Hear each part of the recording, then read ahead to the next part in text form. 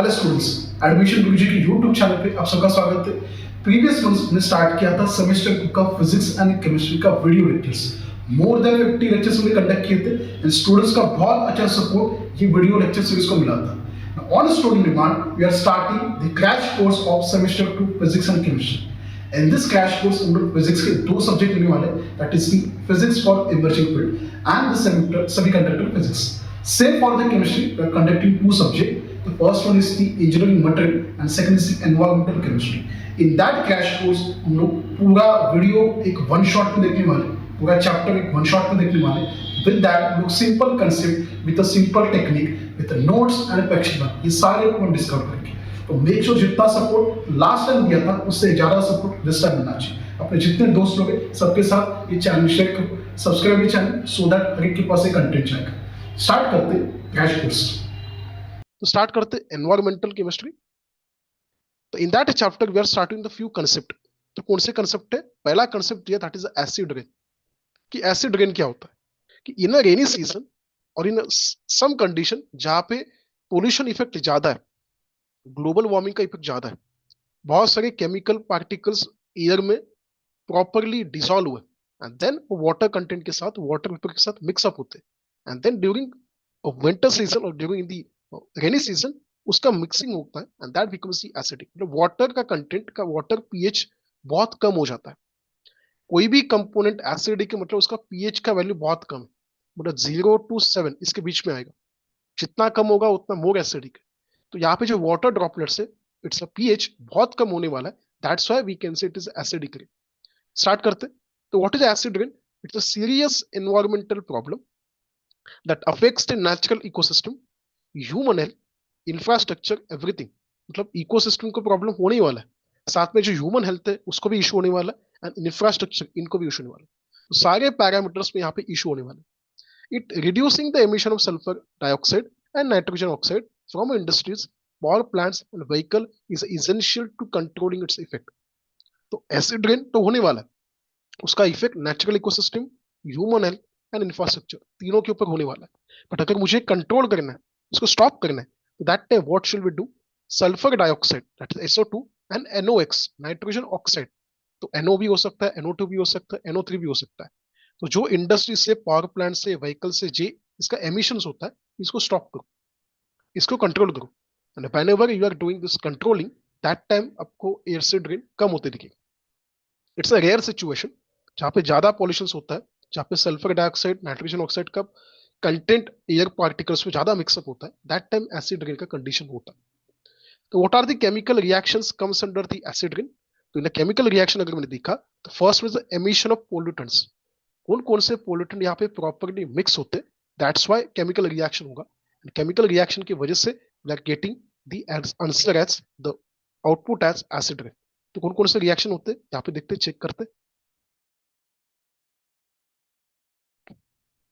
So the reaction is given. The what this is, fossil fuel combustion releases the sulfur dioxide and nitrogen oxide into the atmosphere. तो fossil fuel मतलब petrol, diesel, ये सारी चीजें हम लोग जलाते, multiple vehicles 24/7 चलती है, दैट्स वाई उसके आउटपुट में उसका जो गैसियस फॉर्म जो आता है बाहर, उसमें sulphur dioxide and nitrogen oxide मिलता है। तो रिएक्शन कैसे होगा? That is S plus O2 becomes the SO2, N2 plus O2 becomes 2 times NO। तो नाइट्रोजन ऑक्साइड है, nitrogen we can say monoxide because एक ही ऑक्सीजन दिया, and this 2 NO plus O2 will give the 2 times NO। तो sulphur dioxide and nitrogen oxide के 2 component NO and NO2 दोनों यहाँ पे रिएक्शंस होने वाले। तो जब भी कोई फॉसिल फ्यूल कंबशन होगा तो रिलीज क्या करने वाला है? ऑक्सीजन के साथ रिएक्ट होके SO2 that is sulphur dioxide and nitrogen oxide के 2 कंपोनेंट NO एंड NO2 ये फॉर्म। तो these are the emission of pollutant in terms of reaction में दिखा। Next one, formation of acid in the atmosphere. इतना तो पता चला कि यहाँ पे एमिशंस किसका होने वाला है, पॉल्यूटेंट कौन से आने वाले। लेकिन अभी ये पॉल्यूटेंट जब एटमॉस्फेयर के साथ मिक्स होता है तो एक्चुअल रिएक्शंस क्या होते हैं वो स्टडी करते हैं। तो sulphur dioxide and nitrogen oxide react with water and oxygen to form a sulphuric acid and nitric acid. मतलब SO2, NO एंड NO2 ये तो पिक्चर में आ गया। तो ये पिक्चर में आने के बाद इसका रिएक्शन किसके साथ होगा? वाटर एंड ऑक्सीजन के कंपोनेंट के साथ, बिकॉज नेचर में वाटर कंटेंट भी अच्छा खासा है, वेपर के फॉर्म में, लिक्विड के फॉर्म में, एंड ऑक्सीजन का कंटेंट भी अच्छा खासा है। They will react with water and oxygen, क्या कन्वर्ट होगा, will convert into sulphuric acid H2SO4 and nitric acid HNO3। Formula याद रखना है, sulphuric acid H2SO4 highly acidic आता है, एंड HNO3 नाइट्रिक एसिड। मतलब दोनों कंपोनेंट जो फॉर्म होने वाले from the water and oxygen का reactions, both are acidic in nature. ये कहाँ पे होने वाला है, इन दी एटमॉस्फेयर, एटमॉस्फेयर में होगा। तो रिएक्शन देखो कैसे होने वाले properly, SO2 plus OH minus, मतलब H2 उसका रिएक्शन देखा तो H डैश OH ऐसे आता है ना, H2O is H dash OH, उसका जो OH माइनस टर्म है वो SO2 के साथ रिएक्ट होगा, क्या मिलेगा HOSO2 माइनस। ये डॉट दिया ना, दैट इंडिकेट आयोनिक फॉर्म में दिया, तो this dot indicate it is in ionic form. HOSO2 minus again oxygen के साथ रिएक्ट होगा, मुझे क्या मिलेगा HO2 minus and SO3, and then SO3 पानी के साथ रिएक्ट होके H2SO4 बनेगा। मतलब SO2 से डायरेक्ट ये रिएक्शन होता है, this are the intermediate product. तो जब SO2 OH minus O2 and H2 के साथ स्टेप बाय स्टेप रिएक्ट होगा, दैट टाइम मुझे आउटपुट क्या मिलने वाला है, H2SO4 ये मिलने वाला है। सेम यहाँ पे NO2 when we react with H2, आपको क्या मिलेगा HNO2 एंड HNO3, दोनों एसिडिक फॉर्म मिलेंगे। HNO3 is more acidic, that is a nitric acid. तो दोनों रिएक्शन आपको याद रखना है, SO2 to H2SO4 and NO2 to HNO3, ये दोनों रिएक्शन आपको याद रखना है। ये चैप्टर है ना रिएक्शन से भरा हुआ है, तो ये चैप्टर में बहुत सारे रिएक्शन है, सारे रिएक्शन आपको याद रखने हैं, सिंपल वन है। आगे देखते हैं क्या क्या रिएक्शन है। That is a deposition on earth, मतलब स्टेप बाय स्टेप क्या पता चला, देखो first that is a fossil fuel का कंबशन हुआ, तो फॉसिल फ्यूल जलने के बाद SO2 एंड NO2 और वी कैन से NO, इसका क्रिएशन हुआ। देन उसके बाद इसका रिएक्शन हुआ वाटर एंड ऑक्सीजन के साथ इन एटमोस्फियर, बराबर। एंड मुझे आउटपुट क्या मिला, मुझे आउटपुट मिला H2SO4 एंड HNO3, ये आउटपुट मिला। अभी आउटपुट मिलने के बाद इसका बारिश होगा, ऊपर से बारिश गिरने के बाद वो अर्थ पे आएगा, एंड अर्थ पे आने के बाद natural ecosystem, human health and जितने भी अपने इंफ्रास्ट्रक्चर से खराब होंगे। तो यही तो बोला है कि फर्स्ट सेकंड में देख लिया, now focus on the third one, क्या दिया, this acid dissolve in water droplets and fall to earth surface as acid rain. तो ये जितने भी कंपोनेंट है वो डिसॉल्व होंगे वाटर के ड्रॉपलेट्स में, क्लाउड में जितने वाटर वेपर्स है उसके साथ मिक्सअप होगा, एंड फॉल कहाँ पे होगा, कहाँ पे गिरेगा, इन टर्म्स ऑफ एसिड रेन, बारिश के फॉर्म में गिरेगा। रिएक्शन कैसे होगा, H2SO4 H2O के साथ रिएक्ट हुआ, H3O plus and SO4 2 minus ऐसे मिलेगा, एंड HNO3 रिएक्ट होगा H2 के साथ, H3O प्लस NO3 माइनस ऐसे मिलेगा। अगेन थर्ड इसमें भी रिएक्शन दिया, तीनों स्टेप में रिएक्शंस दिए, तो आपको लिखना है। तो H2SO4 रिएक्ट होगा पानी के साथ एंड मिलेगा H3O plus and SO4 2 minus. HNO3 जब रिएक्ट होगा H2 के साथ तो H3O plus and NO3 minus ऐसे मिलेगा, मतलब दोनों एनायन कैटन के फॉर्म में मिला है। तो एग्जाम में ये रिएक्शंस याद रखना है, one of the most important reactions से एग्जाम में आ सकते हैं। और देयर इज वन डायग्राम जो आप लोग एग्जाम में बना सकते हो, तो it is just basic diagram कि यहाँ पे कुछ तो फैक्टरीज दिया, वो factory NSO2 and NO, X दिया बिकॉज NO भी हो सकता है NO2 भी हो सकता है, वो बाहर एमिशन करेंगे, एमिशन का उसका मोमेंट होगा पोल्यूटेंट्स का, वो मिक्स होगा एटमोस्फेयर के साथ, इस यहाँ पे जितना पानी है, जहाँ पे जितना ऑक्सीजन है उसके साथ रिएक्ट होगा, तो गैसियस एंड पोल्यूटेंट एटमोस्फेयर जाएंगे, उसके पार्टिकुलेट पोल्यूटेंट एटमोस्फेयर जाएंगे, उसके क्लाउडी जो वाटर ड्रॉपलेट्स है उसके साथ रिएक्ट होगा, एंड देन वेट डिपोजिशन होगा। कभी कभी वेट डिपोजिशन नहीं हुआ ना तो ड्राई डिपोजिशन भी होता है, तो आगे आने वाला है कि वेट डिपोजिशन क्या होता है, ड्राई डिपोजिशन क्या होता है। एसिड रेन ये मोस्टली वेट डिपोजिशन में ज्यादा काम करता है, लेकिन नॉट नेसेसरी बारिश ही होगा, dry deposition of acidic particles भी होता है। तो जब भी आप लोग SO2 NOx रिएक्ट करोगे फॉसिल फ्यूल से मिलेगा, वो क्लाउडी सब्सटेंस के साथ वाटर के साथ ऑक्सीजन के साथ रिएक्ट होगा, मोस्टली बारिश गिरेगा, बारिश का कंडीशन पॉसिबल नहीं हुआ तो ड्राई डिकम्पोजिशन ऐसे फॉर्म में होने वाला है। तो एग्जाम में ये डायग्राम आपको प्रॉपरली बनाना है, ठीक है।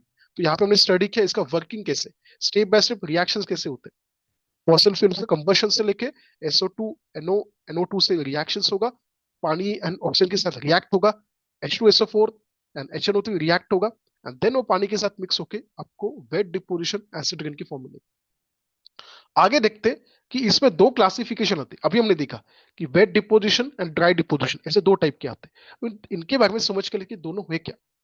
तो फर्स्ट देखते हैं wet deposition and dry deposition में डिफरेंस क्या है। the process by which acidic component are removed from the atmosphere through the precipitation. पानी के साथ मिक्स करके जो भी एसिडिक कंपोनेंट एटमॉस्फेयर अपने बॉडी से बाहर निकालेगा, that is known as a wet deposition. तो एटमॉस्फेयर में ये एसिडिक कंपोनेंट आ गए, एटमॉस्फेयर को उसको बाहर निकालना है खुद के सिस्टम से, तो कुछ ना कुछ प्रेसिपिटेशन फॉर्म में वो मिक्सअप करेगा। तो इंडिया में बारिश होगा, जहां पे स्नो होता है वहां पे स्नो होगा, उस जगह पे दिल्ली जहां पे एरिया में फॉग होगा, स्लिट होगा, तो दिस सेम। तो fog, snow, rain, this are the condition of precipitation जहां पे वाटर कंटेंट होता है। तो इंडिया में देखा तो मोस्टली साउदर्न एरिया में रेन होगा, नॉर्थर्न एरिया में स्नो होगा, दिल्ली के कंडीशन में फॉग होगा। तो these are the condition of wet deposition which is very polluted. Delhi में आपने देखा होगा तो फॉग बहुत आता है, मतलब बहुत सारे सेक्टर्स में पोल्यूशन ज्यादा होने की वजह से Delhi is a centre part जहाँ पे मतलब सुबह के 9 बजे फिर भी फॉग दिखता है। And that fog is not natural one, that is acidic one, that is a manmade one we can say. तो बहुत पहले तो विंस्टन चर्चिल के टाइम पे लंदन में कंटिन्यूस 6-7 दिन ये फॉग था मॉर्निंग के टाइम। एंड वो फॉग की वजह से इतना पोल्यूशन हुआ था, एंड अगेन ह्यूमन हेल्थ इतना डिग्रेड हुआ था कि विंस्टन चर्चिल को रेजिग्नेशन देना पड़ा था। तो Winston Churchill was the prime minister of United kingdom that time, England के प्राइम मिनिस्टर थे दैट टाइम। तो उनके ऊपर इतना प्रेशर हुआ ये फॉग की वजह से, because that fog is acidic one. कोयला इतना इस्तेमाल किया था उन्हें, कोल इतना यूज किया था कि एसिडिक रेन नहीं हुआ लेकिन एसिडिक फॉग वहां पे क्रिएट हुआ था। एंड रेजिग्नेशन देना चाहिए ऐसे अपोजिशन पार्टी ने उनके ऊपर डिमांड किया था। तो next day Winston Churchill resignation देने वाले थे, लेकिन कुछ जादू हो गया एंड फॉग जिस दिन वो रेजिग्नेशन देने वाले उस दिन आया नहीं। तो विंस्टन चर्चिल सेज कि नहीं मैंने कुछ जादू किया एंड काम इजी हो गया। तो एक वेब सीरीज है क्वीन का, क्वीन विक्टोरिया के ऊपर, and then queen Victoria Elizabeth पता नहीं है, लेकिन उनके ऊपर एक वेब सीरीज है, उसमें वेस्टर्न चर्च का पूरा सिनेरियो दिखा है। Just Google it, just YouTube पे देख लो, यू विल गेट आइडिया ये कंडीशन कैसे वहां पे दिया।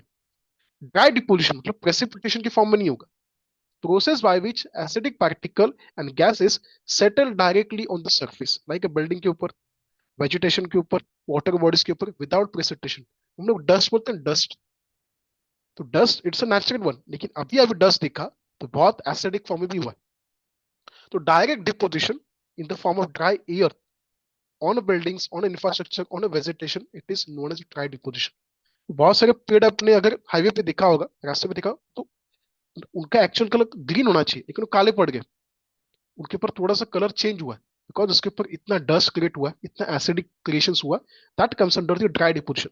Not necessary acid rain wet नहीं होता है, acid rain may be in terms dry deposition भी हो सकता है। अगेन फॉर्म यहाँ पे लिक्विड में होगा, रेन सोप फॉग, यहाँ पे सॉलिड एंड गैसियस दोनों फॉर्म में हो सकता है। Sulphate, nitrate particle, sulphur dioxide, nitrogen oxide, ये इसके एक्चुअल फॉर्म है जो सॉलिड एंड गैसियस में हो सकते हैं। प्राइमरी पोल्यूटेंट ये किसकी वजह से होता है, that is sulphuric acid H2SO4, nitric acid HNO3 which is dissolve in precipitation, पानी के साथ मिक्स होता है, वाटर ऑक्सीजन इसके साथ मिक्स होगा। ये किसके साथ होता है मोस्टली, बिकॉज ऑफ किसके वजह से होता है, SO2, NOx and acid forming particle. मतलब ये बहुत लेंदी प्रोसेस है, ये थोड़ा शॉर्ट प्रोसेस है, बिकॉज SO2 का कन्वर्जन H2SO4 में होगा, NOx का कन्वर्जन HNO3 में होगा, देन उसके बाद वो कन्वर्जन होगा, that is too long process. तो ये तो इजी है, ये डायरेक्ट कन्वर्जन होगा, ये थोड़ा सा लेंदी प्रोसेस है। मोड ऑफ ट्रांसपोर्ट, तो it is transported through the atmospheric moisture and falls with the precipitation. And ये कैसा होता है, direct deposition on to the surface from the air.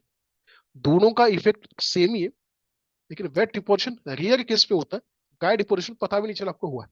तो दोनों पॉइंट याद रखने एग्जाम में, हो सकता है कंपैरिजन आएगा, हो सकता है एसिड रेन का आपको 10 मार्क का क्वेश्चन आएगा, 7 मार्क का क्वेश्चन आएगा, that time what are the types of acid rain, that time you can write wet deposition, dry deposition, diagram में हमने देखा भी। स्टार्ट करते हैं नेक्स्ट पॉइंट कि what is the next point. Again इसके पॉइंट दिए, इफेक्ट क्या होता है on the environment, it lower the pH of water body because acidic बन गया ना, जितना कम पीएच उतना acidic body. It affects aquatic life, पानी के अंदर जितना भी जिंदगी लाइफ है, फिश होगा, उनके एक्वाटिक प्लांट्स होंगे, उसके भी डैमेज होगा। सॉइल न्यूट्रिएंट्स खराब हो जाते हैं, सॉइल का जितना अच्छा क्वालिटी वो खराब होते जाएगा। ड्राई डिपोजिशन का इफेक्ट क्या होगा, it corrodes a building, building structure, हम द प्लांट का लीव्स, अपने प्लांट के लीव्स देखे होंगे बहुत खराब हुए होंगे, contributes to smoke formation, slowly slowly ये स्मोक क्रिएट करेगा। Impact duration, it's more immediate effect during the precipitation event. पानी है ना, इजिली मिक्स होता है, एयर एक जगह पे स्टॉप हो सकता है, सॉलिड एक जगह पे स्टॉप हो सकता है, पानी can easily flow. It's a longer lasting effect and accumulate over time, मतलब स्लोली स्लोली जाएगा लेकिन लॉन्ग टर्म इफेक्ट देगा। ये शॉर्ट टर्म इफेक्ट है लेकिन इमीडिएट रिएक्शन देगा। तो this is the short term लेकिन immediate, it is long term but slowly. Major affected areas काफी होता है।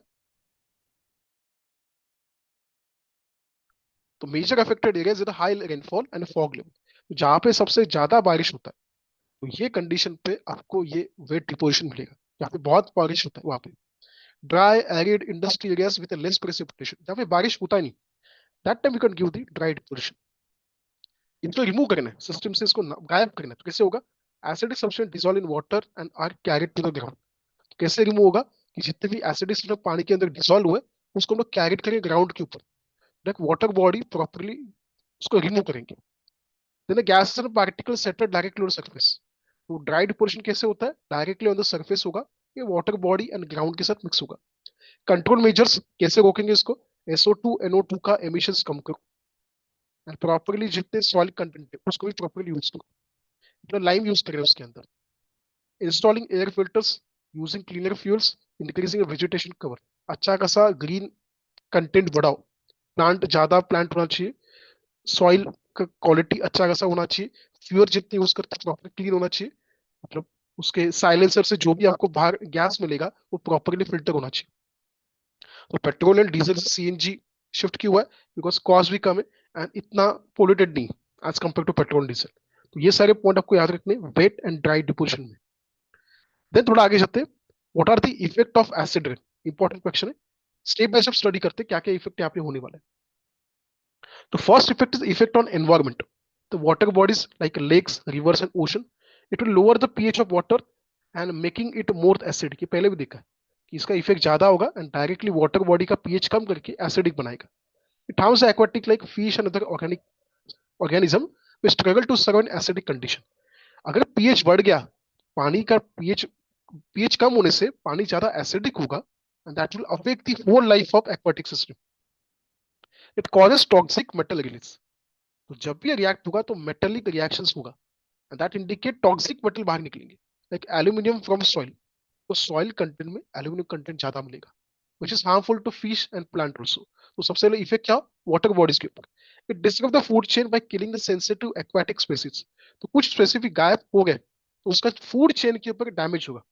तो जो एक्वाटिक फूड चेन है उसके ऊपर इफेक्ट ये होने वाला है। तो ये तो वाटर बॉडीज का इफेक्ट हुआ। सॉइल एंड वेजिटेशन में इफेक्ट क्या होने वाला है उसको स्टडी करते हैं।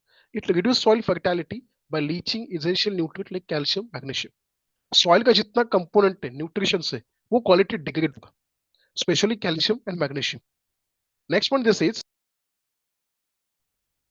It increases soil acidity. Soil का पीएच लेवल कम करेगा, एसिडिक बनाएगा, making it difficult for plants to absorb the nutrient. जैसा ज्यादा एसिडिक हुआ तो plant cannot absorb the nutrition from soil. It weaken the tree and plants and making the more vulnerable to disease and extreme weather. तो weak करेगा tree and plant को। जितना extreme condition है, ज्यादा बारिश, ज्यादा स्नो, दैट टाइम ज्यादा summer, उसमें उनका सस्टेन पावर कम होते जाएगा and they will nearly to become a die. Die situation में आएंगे, खराब हो जाएंगे एक पॉइंट के बाद, they will not survive. Then effect on the environment पे, फॉरेस्ट पे क्या इफेक्ट होगा? तो what are the point comes under the forest? It will damage the leaves and all the needles part of the system and photosynthesis पूरा बंद होगा। आपने अगर किसी लीव्स के ऊपर डस्ट देखा ना, डस्ट कुछ पॉइंट के बाद वो लीव्स टूट जाता है, प्लांट से निकल जाता है। क्यों? फोटोसिंथेसिस नहीं हुआ इसकी वजह से। तो ये तो डस्ट सारी चीज है, एसिडिक कंटेंट आ गया तो कितना इफेक्ट होगा सोचो। Make the trees weaker and more prone to pest and harsh weather. तो वेरी डिफिकल्ट कंडीशन कि ट्रीज बहुत वीक हो जाएगा, जितना हार्श वेदर है वहां पे they can't survive. It affect the forest ecosystem and harming the dependent species. Ecosystem चला गया तो जो डिपेंडेंट स्पेसिस है, प्लांट के ऊपर, ट्रीज के ऊपर नेस्ट होगा, कोई प्लांट वहां, कोई स्पेसिस वहां पे रहते हैं कंटिन्यूसली, उनका सिस्टम डैमेज हो जाएगा, फूड चेन डैमेज होगा, ये सारे साइकिल अफेक्ट होंगे। तो what is the effect on the human system? That is health तो हो गया, लेकिन मैनमेड जितने सिस्टम है, बिल्डिंग एंड इंफ्रास्ट्रक्चर, उसके ऊपर क्या होगा? It covers the metal surface like bridges, railways and vehicles. जितने इंफ्रास्ट्रक्चर है, ब्रिज, रेलवे, व्हीकल, डैमेज होना स्टार्ट होगा। Damage limestone and marble building, जितने मार्बल एंड लाइमस्टोन की बिल्डिंग डैमेज होंगे। स्पेशली हमने देखा होगा ताजमहल, ताजमहल के ऊपर अभी जो व्हाइट कलर है उसको प्रॉपरली हमने यूज नहीं किया, उसका प्रोटेक्शन नहीं किया, तो कभी कभी ग्रीन कलर उसके ऊपर आता है। एलेगी नहीं होता, एलेगी का नेक्स्ट वर्जन कुछ तो होता है, तो that is Taj Mahal is a पैराथेनियन, उसके ऊपर अगेन एसिडिक इफेक्ट होने वाला है। It reduces the life span of the paint, glass and concrete structure, जो भी आपने पेंटिंग किया, जो ग्लास यूज किया, कंक्रीट यूज किया, उसका लाइफ डिक्रीज होगा। किसी ने गारंटी होगा 10 साल, वो 5 साल में खत्म हो जाएगा। तो these are the effect of the acid rain जो ह्यूमन सिस्टम के ऊपर होते हैं, एनवायरमेंट में होता है, फॉरेस्ट में होता है, एक्वाटिक सिस्टम में होता है, ये सारी चीजें यहाँ पे होने वाली, सॉइल कंपोनेंट में होता है। नेक्स्ट ऑन ह्यूमन हेल्थ, इसके इफेक्ट क्या होने वाले, तो let's see. Acid rain itself does not directly harm humans but contribute to air pollution. तो डायरेक्टली ह्यूमंस के ऊपर इफेक्ट नहीं होगा, स्टेप बाय स्टेप सब सिस्टम, सॉइल से, इकोसिस्टम, फूड चेन, सारों से it will contribute. It causes respiratory disease, asthma होगा, तो आपको सांस लेने में, इनहेलेशन में प्रॉब्लम होगा, आपको सल्फर डाइऑक्साइड एनओएक्स आपकी बॉडी में जाने वाले, increase risk of lung irritation and I problem, आग दुखेगा व्हाइल टेकिंग द इनहेल, थोड़ा सा प्रॉब्लम होगा, ज्यादा ऑक्सीजन बॉडी में जाएगा नहीं। It contaminates drinking water sources leading to potential health issue, पानी के अंदर मिक्स हुआ, कितना भी फिल्टर लगाओ कुछ कंपोनेंट सॉल्व नहीं होते, that is drinking water sources में प्रॉब्लम होगा। इफेक्ट ऑफ एग्रीकल्चर क्या क्या होगा, again it reduces crop yield by affecting soil fertility, damage leaves and stunt plant growth, plant का ग्रोथ छोटा होते जाएगा, alters the balance of micro organism in the soil and affecting plant, soil के अंदर जितने माइक्रो ऑर्गेनिज्म है उनका balancing ऊपर नीचे होगा, that affect the plant. And एक बार एग्रीकल्चर डैमेज हुआ तो ह्यूमन हेल्थ हमेशा डैमेज होना ही चाहिए। तो this are the point of effect of acidic rain. How we can reduce it, इसको कैसे रिड्यूस करना है, तो यूज स्क्रबल्स, मतलब install a flue gas desulphurisation that is FGD in power plants to remove the SO2 before it release. मतलब ऐसे समझो एक प्लांट है, उसके ऊपर से SO2 जा रहा है, तो यहाँ पे एक फिल्टर लगा दो FGD का, वो SO2 को बाहर जाने नहीं देगा, उसको वहां पे स्टॉप करेगा। एक फिल्टर है FGD जो सल्फर को इकोसिस्टम में रिएक्ट होने से पहले रोकेगा। Switch to cleaner energy, petrol diesel बंद करो, सोलार विंड न्यूक्लियर ये यूज करो, reduce the dependency on fossil fuel coal oil petrol diesel, use renewable energy sources, solar, wind, hydroelectric power.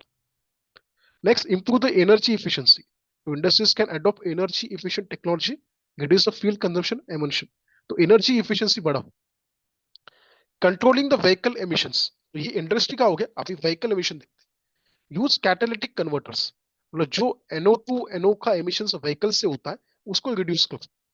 Again, quality of cars थोड़ा सा change करो, उसके से solve होगा. Promote electric and hybrid vehicle. तो जितने EV vehicles है उसके ऊपर शिफ्ट होना चाहिए as compare to petrol diesel. Encourage public transport and carpooling, मतलब ओला विला ऐसे उबर टैक्सी सर्विस यूज करो, जो भी ऑटो रिक्शा है उसको यूज करो, मेट्रो से, गवर्नमेंट बस सर्विस से और प्राइवेट बस सर्विस से जितना भी, लेकिन पब्लिक व्हीकल यूज करो एज कम्पेयर टू इंडिविजुअल। एक आदमी के लिए पूरा मर्सिडीज लेके चला गया, उसमें 4 लोग बैठ सकते लेकिन एक ही चला रहा है, एक ही बैठ रहा है, तो that is not efficient. Use a public transport whenever it is required. use a cleaner fuel. Again, same. Switching to lower sulfur fuel and biofuel can help to decrease acidic information. But जितना हम लोग अभी development पे जा रहे हो, you can take a guarantee कि with in next 20 or 25 years ये सारा सिस्टम चेंज होने वाला है ड्रास्टिकली।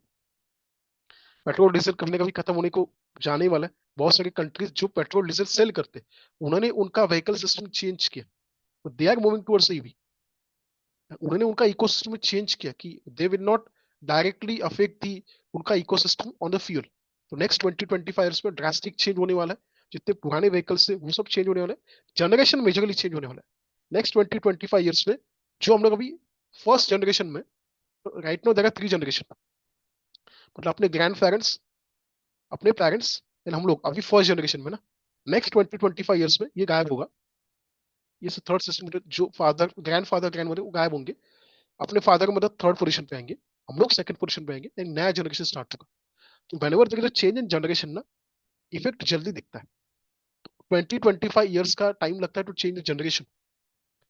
टेक्नोलॉजी के पास हम लोग जाने वाले, तो दैट टाइम वी कैन से कि देयर इज अ पॉसिबिलिटी कि पोल्यूशन कम होगा, एसिड रेन ये सारी चीजें कम होती जाएंगी। हाँ, इतना इजीली कम नहीं होगा, लेकिन जो वे से इंक्रीज हुआ था वो भी डिग्रेड होगा। Same with the population, India का पॉपुलेशन 150 करोड़ क्रॉस हुआ भी होगा, लेकिन अभी पॉपुलेशन ग्रोथ कम हुआ है। तो पहले वो 10-20% बढ़ता था, अभी कम कम होते जा रहा है। तो क्वालिटी एंड क्वांटिटी दोनों अभी डिक्रीज होने वाला है in terms of pollution in all the sectors, whether noise, acidic, rain, we can say water pollution, सब क्वालिटी में, सब इसमें pollution content slowly slowly 20-25 years में कम होते जाएगा, बहुत कम होते जाएगा, because we are shifting towards greener way. Next point, promoting the renewable energy. How we can prevent the acidic rain? Solar and wind hydroelectric nuclear energy use करो जिसमें SO2 NO कंटेंट नहीं होगे. गवर्नमेंट इनिशिएटिव, गवर्नमेंट ने बहुत सारे subsidies दी कि किसी को सोलर पावर प्लांट बिठाना है सब्सिडी लो, किसी को विंड पावर प्लांट करना है सब्सिडी लो, किसी को ईवी प्लांट ऑर्गेनाइज करना है subsidy. For all the ways there is subsidy. Then regulation and policy, थोड़ा सा पॉलिसी कड़क करो. The stronger the environmental law कि किसी का व्हीकल 25-30 साल पुराना है, स्टिल दे आर यूजिंग. तो if you study the BS4, BS5, BS6, किसी का व्हीकल BS2 के ऊपर भी है, तो ये BS that is Bharat stage, तो ये ऐसे व्हीकल के ऊपर टैग होता है. अगर कोई कार दिखा तो BS4, BS6 ऐसे लिखा होता है. दैट इंडिकेट इसका पोल्यूशन कंटेंट कितना है. POC करना होता है गाड़ी का, तो गवर्नमेंट के लॉ इतना स्ट्रिक्ट होना चाहिए कि जितने पोल्यूटेड व्हीकल है उनको प्रॉपर्ली बैन करना चाहिए step by step. Cap and trade programs, so that indicate कि this allow company to trade the emission credit, encouraging the overall reduction. मतलब आपने थोड़ा इंटरनेशनल पॉलिसी स्टडी किया एनवायरमेंटल का, तो जितने एनवायरमेंटल कमिटीज है नेशनल लेवल पे इंटरनेशनल लेवल पे, वो हर एक कंट्रीज को क्रेडिट देते हैं कि आप एक साल में इतना एमिशन कर सकते हो, आप एक साल में इतना एमिशन कर सकते हो. तो वही छोटा छोटा देश है ना, उनको दिया जाता है कि आप समझो एक साल में 20 टन कार्बन डाइऑक्साइड इमिट कर सकते हो. एक छोटा देश है समझो भूटान, भूटान को बोला कि आप एक साल में 20 टन कार्बन डाइऑक्साइड इमिट कर सकते हैं. एंड यूएस को बोला कि आप 2000 टन कार्बन इमिट कर सकते, बिकॉज यूएस बड़ा है भूटान छोटा है. लेकिन भूटान का 20 टन भी नहीं होगा क्रॉस, यूएस का 2000 या 3000 भी हो जाएगा, तो उनको फाइन लगेगा ना 1000 का. तो US will call to Bhutan कि आपका 20 टन हम लोग परचेस करते हैं. मतलब आपका कैपेसिटी 20 टन का है, लेकिन आपने कितना इमिट किया, सिर्फ 2 टन, 18 टन का कैपेसिटी हम लोग परचेस करते हैं. This is not the cap trade programme. वैसे इंटरनेशनल लेवल पे होता है कि भूटान अपना कार्बन एमिशंस का जो ट्रेडिंग है वो बाकी सब देशों को सेल कर सकता है. तो this is a technique. I hope idea समझा होगा. International agreement, countries should work together to solve this problem of climate change, like IPCC, ये इंटरनेशनल पैनल है फॉर द क्लाइमेट चेंज. तो international panel for climate change ऐसे एक organisation होता है. COP, तो ऐसे कुछ ऑर्गेनाइजेशन है जो एवरी ईयर एक साथ आते हैं काम करते हैं. Such as cleaner air act, Kyoto protocol. Kyoto protocol one of the most important protocol है जिसने बहुत सारे एग्रीमेंट प्रॉपर्ली ऑर्गेनाइज किए और उसके ऊपर काम भी चालू है, इफेक्टिव वे से चालू है. These are the point.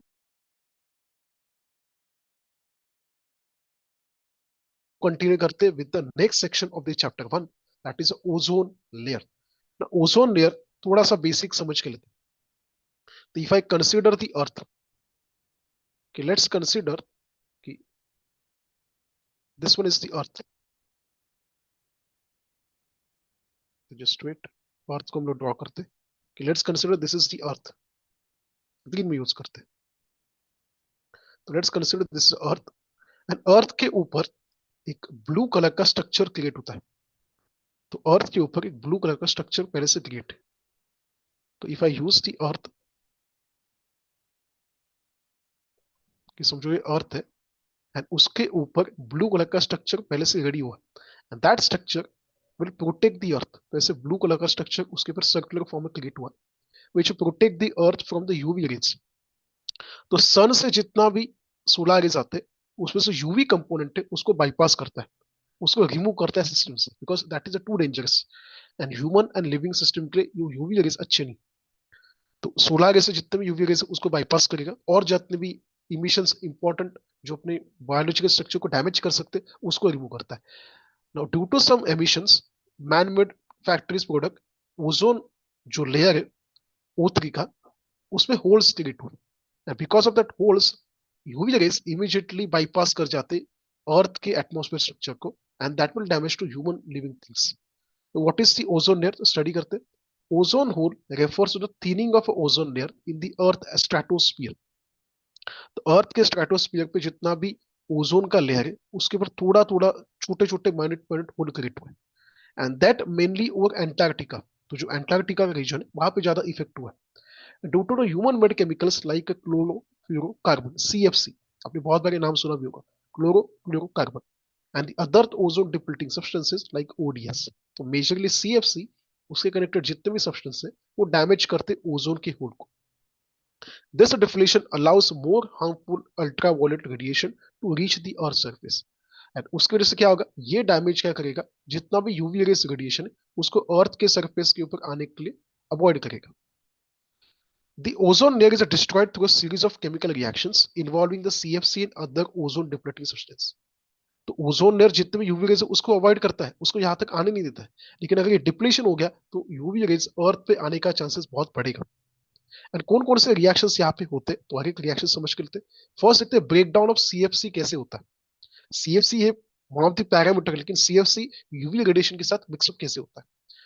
तो CFC release from the industrial product reach the stratosphere where UV radiation break them down. तो सीएफसी जब ओजोन लेयर तक जाएगा स्ट्रेटोस्फीयर तक, तो यूवी रेस उसके साथ रिएक्शंस फॉर्म करेंगे एंड उसको ब्रेकअप करेंगे कुछ पॉइंट. तो let's see what is this one. तो दिस इज क्लोरोफ्लोरोकार्बन. तो कार्बन भी है, क्लोरीन भी है, फ्लोरीन भी है. तो दिस क्लोरोफ्लोरोकार्बन जब यूवी रेज में आएगा then will get the CCl2F plus Cl minus. ऐसे कंपोनेंट यहाँ पे क्लियर होगा. तो UV rays will break down the CFC into CCl2F plus Cl minus, इसमें ब्रेक डाउन करेगा. तो chlorofluorocarbon converted into chlorofluorocarbon radial plus free chlorine atom. तो कैसे ब्रेकअप होगा, तो CFC तो दिया है, it will break down to chlorofluorocarbon radical and the free chlorine atom. तो दिस इज -1. तो ऐसे यहाँ पे ब्रेकिंग स्ट्रक्चर क्रिएट होगा. नेक्स्ट पॉइंट देखते हैं. Now this is diagram, you can refer any diagram, आप कोई भी डायग्राम रेफर कर सकते हो, लेकिन यहाँ पे मैंने दिया कि दिस इज द अर्थ का स्ट्रक्चर दिया, उसके ऊपर ओजोन का लेयर दिया, ठीक है. एंड दिस ओजोन लेयर के ऊपर यूवी रेस फॉल होते सन से. यूवी के भी टाइप है, UVA UVB ऐसे. This ozone layer protect the earth from the UV rays. This is CFC का structure, carbon 3 chlorine and the fluorine. And जब भी ओजोन के स्ट्रक्चर के साथ, ओजोन मतलब O3 के साथ रिएक्ट होगा, यूवी रेस उसको ब्रेकआउट करेंगे. तो this are the diagram that you can draw during your questions का आंसर. तो ओजोन लेयर के ऊपर, ओजोन होल के ऊपर अगर कोई क्वेश्चन आ गया, that time you can draw this diagram. आगे जाते. देन ब्रेकडाउन तो हो गया, क्लोरोफ्लोरोकार्बन का ब्रेकडाउन तो हो गया. नाउ ये ब्रेकडाउन ओजोन लेयर को कैसे डिस्टर्ब करेगा, कैसे तोड़ेगा. So the free electron atom react with ozone. तो CCl3F का जो Cl माइनस सेपरेट होगा वो Cl माइनस O3 के साथ, ओजोन के साथ रिएक्ट होगा एंड ओजोन को डैमेज करेगा. तो रिएक्शन कैसे होगा, Cl minus plus O3 become ClO minus plus O2. तो उसमें से ऑक्सीजन सेपरेट हो जाएगा एंड Cl माइनस O ऐसा एक कंपाउंड वहां पे क्रिएट होगा. तो यहाँ पे क्या हुआ, तो क्लोरीन का radical with ozone will create a chlorine monoxide with oxygen का एटॉमिक स्ट्रक्चर. तो it will create chlorine monoxide. Then regeneration of chlorine radical. अभी इससे क्या होगा, ये रिएक्शन अगेन होगा. अगेन कैसे होगा, the chlorine monoxide react with atomic oxygen releasing chlorine radical again. मतलब क्या होगा, जब ClO माइनस किसी भी ऑक्सीजन के मॉलिक्यूल के साथ रिएक्ट होगा तो अगेन वो Cl माइनस सेपरेट होगा, O2 यहाँ पे क्रिएट होगा. मतलब एक बार Cl माइनस क्रिएट हुआ तो Cl माइनस खुद को ही वापस क्रिएट करने वाला है इमीडिएटली. मतलब इसने ओजोन को डैमेज किया, तो आपको लगा इसका काम हो गया, ये ClO माइनस में कन्वर्ट हुआ, नहीं, वो खुद को वापस ब्रेक डाउन करेगा एंड वापस इफेक्ट करेगा. तो एक बार डैमेज होके फायदा नहीं, वो कंटिन्यूसली डैमेज करेगा. मतलब Cl माइनस नेवर डाई, वो ओजोन को मारने वाला है लेकिन खुद कब मरेगा नहीं. तो आपको लगता है कि ClO3 मतलब ClO माइनस हो गया, अभी एक क्लोरीन कुछ इफेक्ट करेगा नहीं, लेकिन वो continuously bond breaking, bond creating, bond breaking, bond creating करने वाला है and Cl minus never die, वो कभी भी मरेगा नहीं. Next one, the chlorine monoxide plus oxygen atom use a chlorine radical plus oxygen. मतलब कंटिन्यूसली क्लोरीन एक्टिव मोड में रहने वाला है and which will damage the ozone का structure very drastically. This chain reaction continues and leading to the depletion of ozone molecules. तो ये जो chain reaction ये कंटिन्यूस चलते रहेगा and leading to depletion of ozone molecule to the long time. A single chlorine atom can destroy thousands of ozone molecule before being neutralized.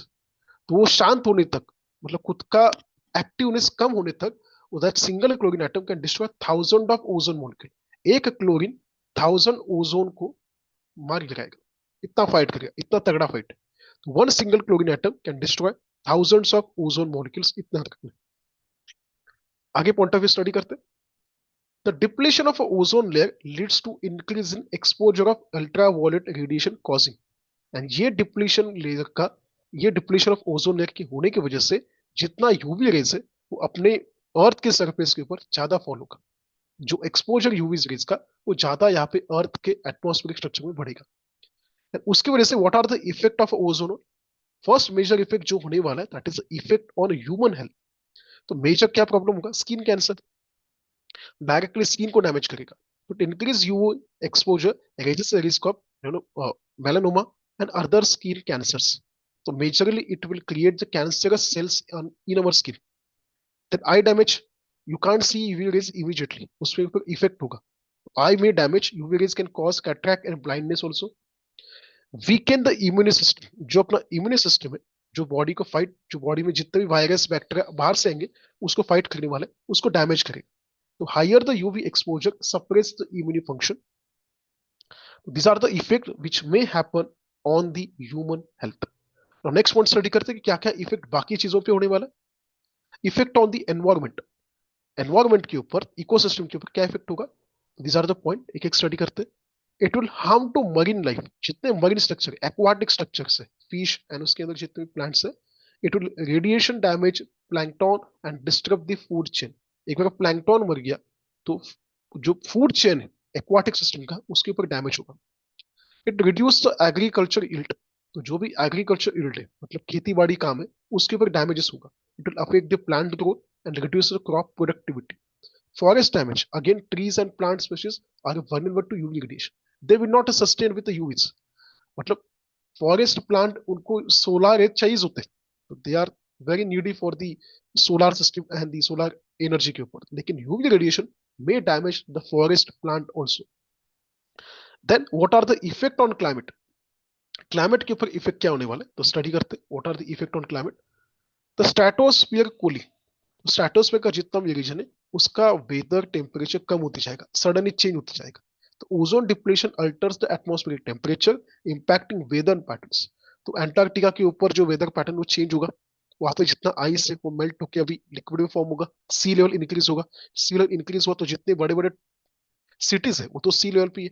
If you take Mumbai, if you take Chennai, बाकी जितने भी बड़े बड़े cities है world में वो near to ocean सी है, तो that will get damage. Increase global warming, some ozone depleting substance are potent greenhouse gases. तो not only ozone depletion होगा, UV rays बढ़ेगा, it will again impact on a global warming. तो global warming के ऊपर impact यहाँ पे होने वाला, तो मेक श्योर कि ओजोन लेयर में अपना कंट्रीब्यूशन कुछ भी नहीं होना चाहिए। तो हम लोग डायरेक्टली इनडायरेक्टली ओजोन होल के क्रिएशंस को कंट्रीब्यूट करते हैं, but make sure whenever you are aware about the ozone hole का contribution, you should aware about it कि ये होना नहीं चाहिए अपनी साइड से। Now how to prevent this ozone hole? तो हमने ओजोन होल क्या होता है देखा, उसका रिएक्शन देखा, वर्किंग देखा, डायग्राम देखा, उसका इफेक्ट क्या होता है वो भी देखा। Now let's see what are the prevention method for the ozone hole जो डिप्लीशन है वो होना नहीं चाहिए। रिड्यूसिंग ओजोन डिप्लीटिंग सब्सटेंसेस, जिसकी वजह से ओजोन होल क्रिएट होता है उसको स्टॉप करो। तो what are the point? That ban on a CFC and HCFC. तो मॉन्ट्रियल प्रोटोकॉल जो 1987 में होता, हमने लास्ट टाइम भी देखा था एसिड रेन का क्योटो प्रोटोकॉल।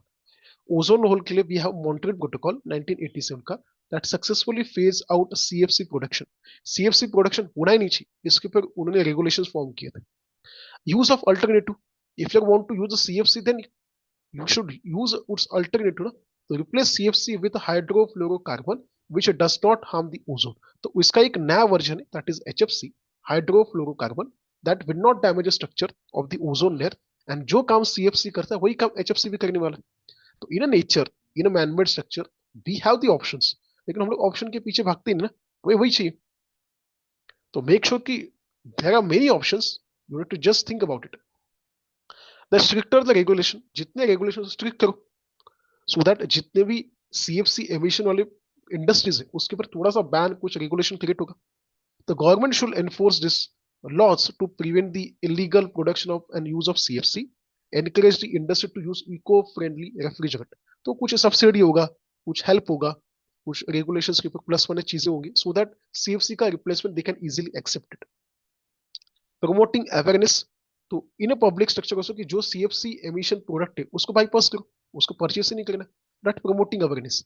तो educate the public on dangerous ozone depletion and promote the sustainable practices. मतलब स्कूल में कॉलेजेस में उसके ऊपर कुछ ना कुछ एक बायोग्राफी डॉक्यूमेंट्री से कुछ तो दिखाना चाहिए, so that students gate aware and they will force the parents कि ये जो घर पे प्रोडक्ट है वो सीएफसी यूज करते हैं एंड इसको यूज नहीं करना चाहिए। देन प्लांटिंग मोर ट्रीज, तो trees absorb carbon dioxide, help balance the atmospheric gases. तो जितना आप लोग प्लांट लगाओगे उतना बेनिफिशियल है। मतलब एटलीस्ट अपने लाइफ में अपना बर्थडे जब होगा तो घर पे ईयरली जो मेजर डेज होते हैं, आपका बर्थडे, आपके फादर का बर्थडे, मदर का बर्थडे, छोटा भाई, बड़ी बहन, बड़ा भाई, कोई भी होगा, तो एक ईयरली एक प्लांट तो लगाना चाहिए। प्लांट लगा के छोड़ देना नहीं चाहिए, यू शुड प्रोटेक्ट इट। मतलब जब तक वो खुद के सस्टेन पे नहीं होगा, खुद का सस्टेन नहीं होगा, तब तक आपको उसको प्रोटेक्ट भी करना है, सो दैट वो लॉन्ग लाइफ तक चलता रहेगा।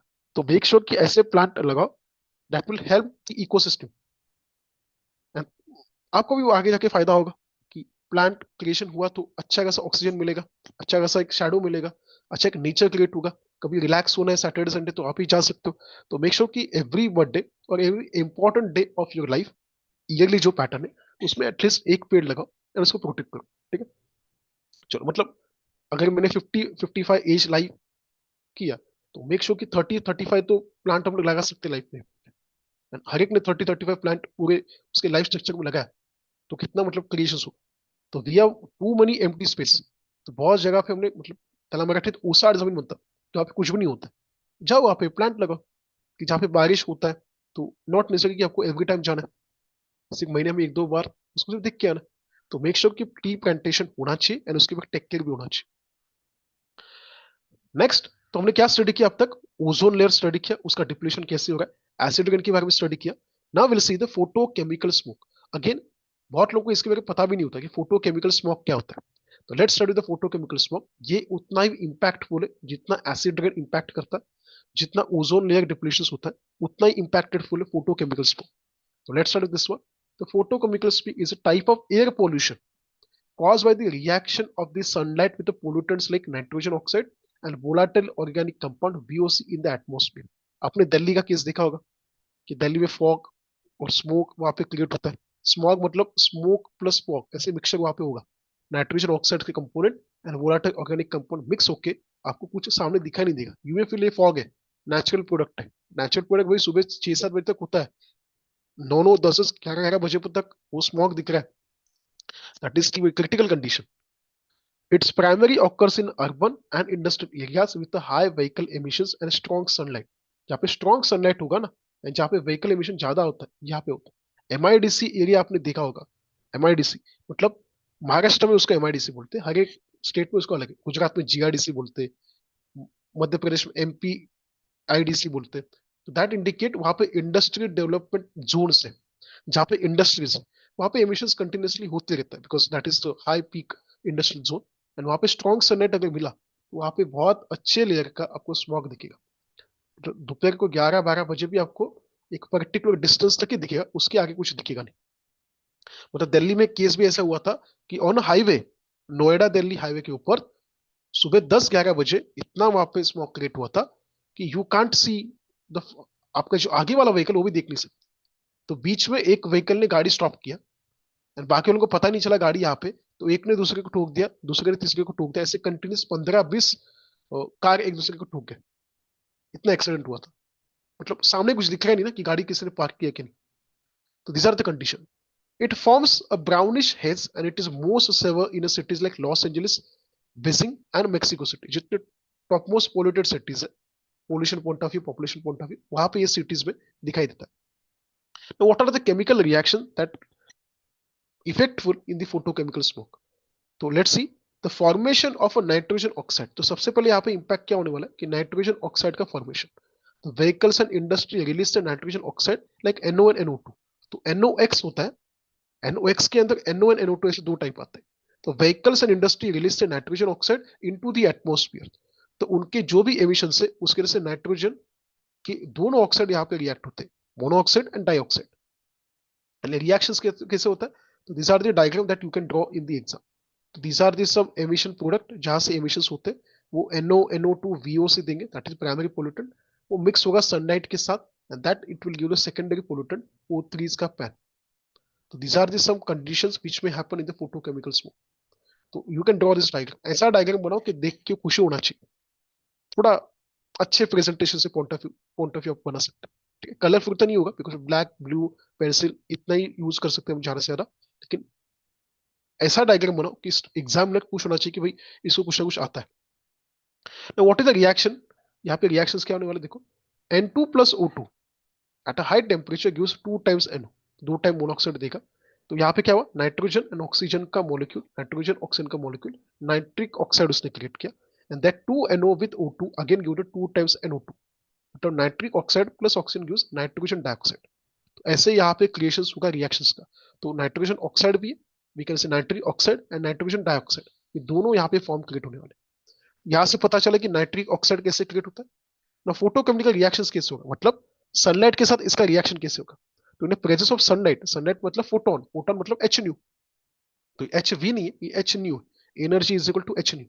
तो N2O ब्रेक डाउन कैसे होगा, तो हाई सनलाइट जब नाइट्रोजन ऑक्साइड के साथ रिएक्ट होगा तो उसका ब्रेक डाउन कैसे होता है, तो this one is break down. NO2 with sunlight gives the NO plus O। ठीक है, तो यहाँ पे nitrogen dioxide again nitric oxide and oxygen radical form करेगा। The free oxygen atom react with O2 to form ozone, तो O plus O2 form होगा, ozone यहाँ पे क्रिएट होगा।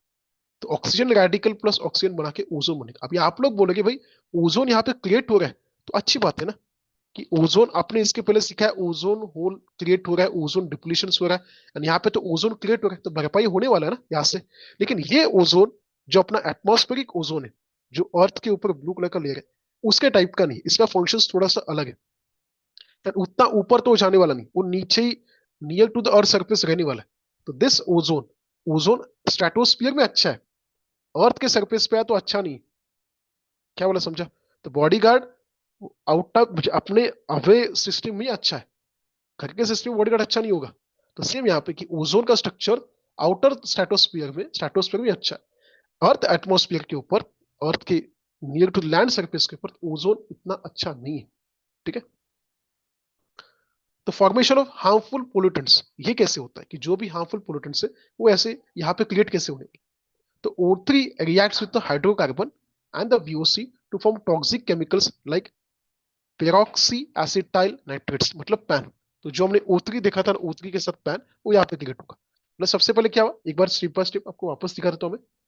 हमने NO2 क्रिएट किया, ठीक है, NO2 अगेन ऑक्सीजन के साथ रिएक्ट होगा, वो NO बनाएगा with minus O minus oxygen के साथ रिएक्ट होके O3 बनाएगा, O3 वापस रिएक्ट होके पैन बनाएगा, that is peroxy acetyl nitrate, which is again impactful for the photochemical smoke.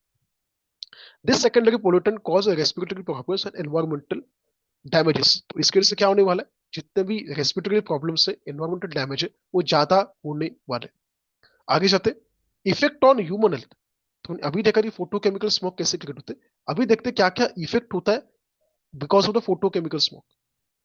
तो on a human health what are the cases which may happen, it causes respiratory diseases like asthma, bronchitis, lung irritation ऐसे होंगे। तो asthma is the major one, lung damage is also major one.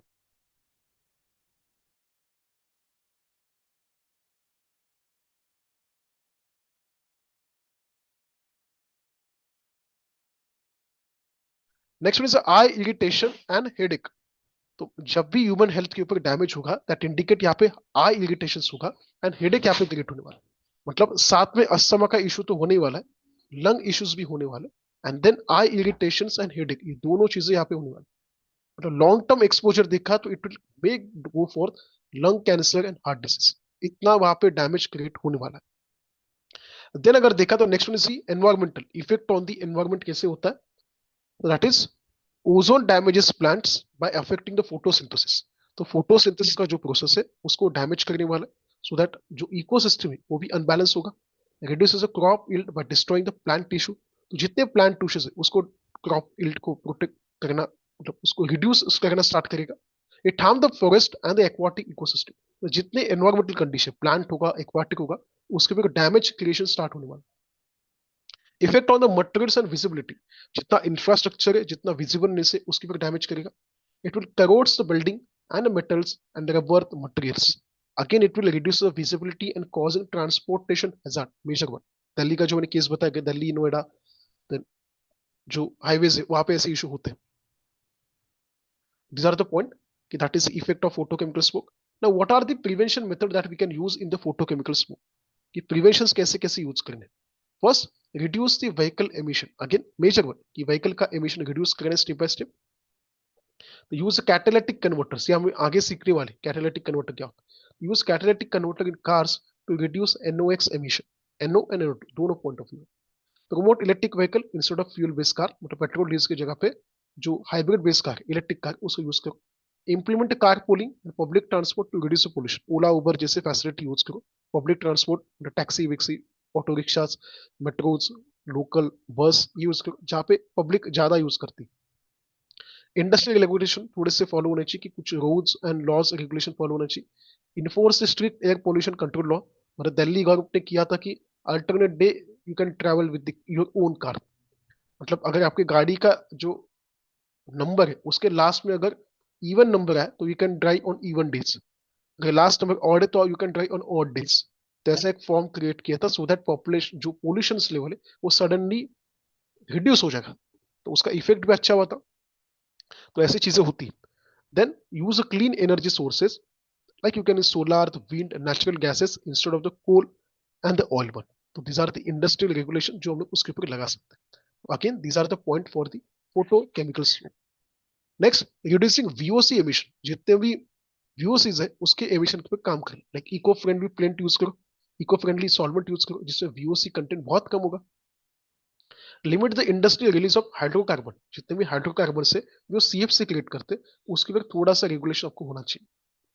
Next, promoting green initiatives कि पेड़ लगाओ, forest create करो that absorb the pollutants, encourage the urban greenery to reduce the smog formation.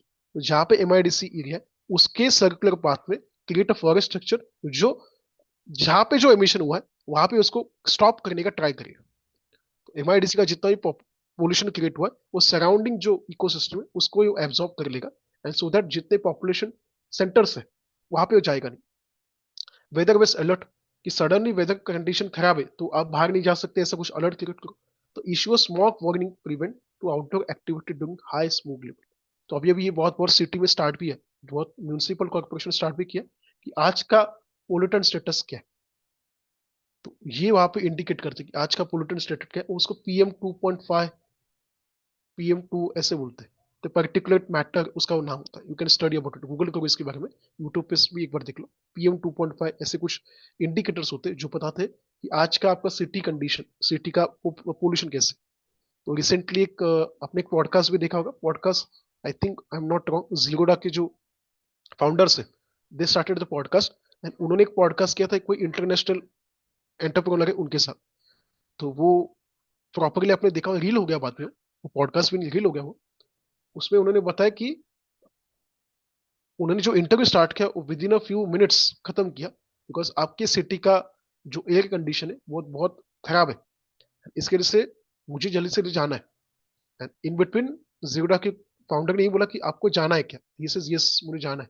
And then जाने के बाद discuss की why he left the show because आपकी यहाँ का एयर क्वालिटी बहुत डेंजरस है कि बहुत हाई लेवल पे आपका एमिशंस हो गया. So we can't survive here. हम लोग जल्दी यहाँ से निकल जाते, उनका ऐसे प्लानिंग. एक बार तो ऐसे भी हुआ था, आई एम नॉट रॉन्ग, मतलब ये सही की गलत पता नहीं, लेकिन ऐसे भी रूमर्स आए थे कि when Barack Obama visited the India. तो नरेंद्र मोदी जी जब इनिशियल डेज में थे प्राइम मिनिस्टर के पोस्ट में, तो Barack Obama visited the India for 26 जनवरी का फंक्शन. एंड ऐसा एक रिपोर्ट निकला था कि during the stay of Obama's 2 day in Delhi and बाकी इंडियन लोकेशन पे उनका हेल्थ इतना मतलब पोल्यूशन की वजह से 6 ईयर डिके हुआ. मतलब ऐसे बोला जाता है कि बराक ओबामा जितने 2-3 दिन इंडिया में रहे उसकी वजह से उनके एवरेज एज 6 ईयर से कम हो गया. तो वेदर इट इज राइट और रॉन्ग पता नहीं, लेकिन ऐसे रूमर्स तो आते हैं कि इंडिया में जाने की वजह से थोड़ा सा पोल्यूशन इफेक्ट की वजह से तो जो फॉरेनर्स है उनको डैमेज होता है. इट में ट्रू इट में फॉल्स, ऐसा कुछ होता है ऐसा कुछ होता नहीं, लेकिन यस पोल्यूशन तो है इंडिया में. वी शुड एक्सेप्ट इट कि यस इंडिया में पोल्यूशन है, उसके ऊपर काम करना चाहिए. नेक्स्ट 20-30 ईयर्स में इसके ऊपर बहुत अच्छा खासा काम होने वाला है and we should contribute in that system. चलो, तो these are the point. Start करते, that is last section of chapter, measurement of gaseous pollutant. Now, what is the measurement of a gaseous pollutants? वो study कर लेते फटाफट. Now, the measurement of a gaseous pollutant is a crucial aspect of a environmental monitoring. तो environmental monitoring point of view, it is a very crucial parameter.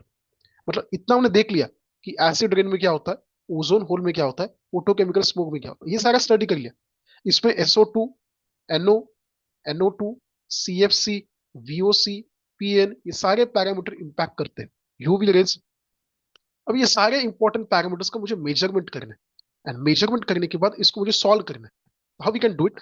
So it involves a variety of techniques to quantify the presence and concentration of this harmful substance in the atmosphere. मतलब ये जितने gases pollutant है उसका मुझे variety check करना है, उसका quality check करना है, उसका क्वांटिटी चेक करना है, वो कितना कॉन्सेंट्रेशन लेवल पे, कितना हार्मफुल इफेक्ट है, ये सारे पॉइंट मुझे कनेक्टेड करने मेजरमेंट पॉइंट ऑफ व्यू. तो मेजरमेंट का मतलब क्या होता है? क्वालिटी, क्वांटिटी, कॉन्सेंट्रेशन, कितना इंपैक्ट होगा, कितना हार्मफुल होगा, ये सारी चीजों का calculation in terms of atmosphere. तो लेट्स सी कैलकुलेशन. सबसे पहले कैलकुलेट करते हैं ओजोन. तो कौन कौन से पोल्यूटेंट मुझे काउंट करने, मेजर करने, to check the pollutant nature. Ozone, that is O3. A major component of smoke. Smoke जो फोटोकेमिकल स्मोक क्रिएट होता है, that is measure of O3. तो आप लोग बोले ओजोन तो अपना फायदा है, अर्थ को जो बचाता है यूवी रेस से, तो ओजोन है. लेकिन वो अर्थ के ऊपर स्ट्रेटोस्फीयर में ओजोन का रहना इट्स बेनिफिशियल. बाहर रहना इट्स नॉट यूजफुल. मतलब अगर आप, if you are agriculture person, तो आपके खेत में सांप होना इट्स अ गुड थिंग. जितने रैट से, माउस से, माइस से उसको खा लेगा. लेकिन घर पे सांप होना it's not a good thing. Okay, वो आपको डेंजरस होगा. तो ओजोन अर्थ के स्ट्रेटोस्फीयर में होना अच्छा है. अर्थ के लैंड सरफेस के ऊपर जहां पे हम लोग प्रॉपरली ह्यूमन सिस्टम यूज होती है, उस रेंज में नहीं होना चाहिए. तो it's a major component of smoke.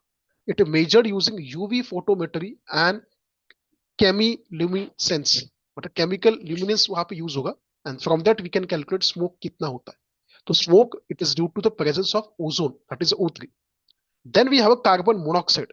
Carbon monoxide भी one of the impacted parameter which is called as CO.